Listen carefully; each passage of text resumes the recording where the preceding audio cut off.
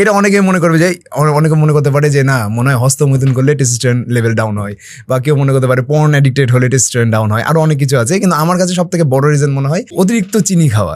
এটা আমরা অনেকে নেগলেক্টই করি, বিশেষ করে যারা একটু পাতলা সাতলা, মানে যাদের বডি ওয়েট আইডিয়ালি থাকে, তারা তো মনে করে যে আমি ফিট আছি।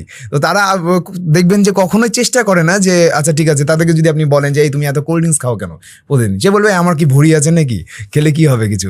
কিন্তু প্রবলেম শুধুমাত্র ভুঁড়ি হওয়া বা চর্বি হওয়া না, সেটার সাথে মেটাবলিজমও সম্পৃক্ত।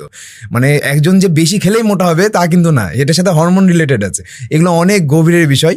তো এখন মেটাবলিজম যদি কারো ফাস্ট হয়, সে প্রচুর চিনি খেলেও সে মোটা হবে না, কিন্তু তার ব্লাডে কিন্তু ঠিকই সুগার লেভেল বাড়বে, তার কিন্তু ঠিকই হচ্ছে লিভারে ফ্যাট জমবে।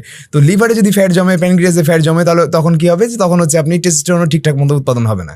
কারণ লিভার থেকে আমাদের ব্রেন সিগন্যাল পাওয়ার পর আমাদের টেস্টোস্টেরন হরমোন প্রোডাকশন হয়, বা যে কোনো ধরনের হরমোন আমাদের ব্রেনের যে পিটুইটারি গ্ল্যান্ড আছে সেখান থেকে উৎপন্ন হয়। এখন আপনার লিভারই সুস্থ না, আপনি পাতলা বলে বা আপনি ফিট বলে, আপনি নিজেকে ফিট মনে করছেন বলে আপনি উল্টাপাল্টা খাবার খাচ্ছেন, জাঙ্ক ফুড খাচ্ছেন, অতিরিক্ত চিনি খাচ্ছেন, তখন আপনার কি করবে, লিভার অতিরিক্ত পরিমাণে ইনসুলিন হরমোন তৈরি করার চেষ্টা করবে। তো আমাদের বডি কিন্তু at a time insulin hormone আর টেস্টোস্টেরন দুইটা উৎপাদন করে না। যখন ইনসুলিন হরমোন তৈরি করার চেষ্টা করে, তখন টেস্টোস্টেরন উৎপাদনটা বন্ধ রাখে।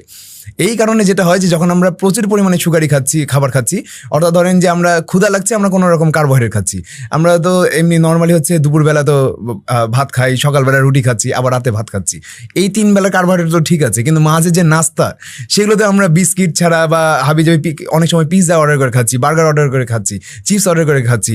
সুগারি ড্রিঙ্কসের কথা আলাদাই বললাম। তো হ্যাঁ, যত ধরনের ময়দা, যত ধরনের কার্বোহাইড্রেট আছে, সবই কিন্তু আমাদের বডিতে যে গ্লুকোজ অর্থাৎ চিনিতে রূপান্তর হয়।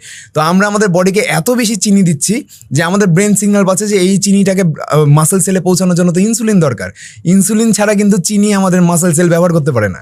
তো আমাদের বডি কি করে, ব্রেন কি করে, ইনসুলিন হরমোন প্রচুর পরিমাণে উৎপাদন করা শুরু করে, যার কারণে টেস্টোস্টেরন উৎপাদন বন্ধ রাখে, যেটা প্রধান সেক্সুয়াল হরমোন পুরুষ।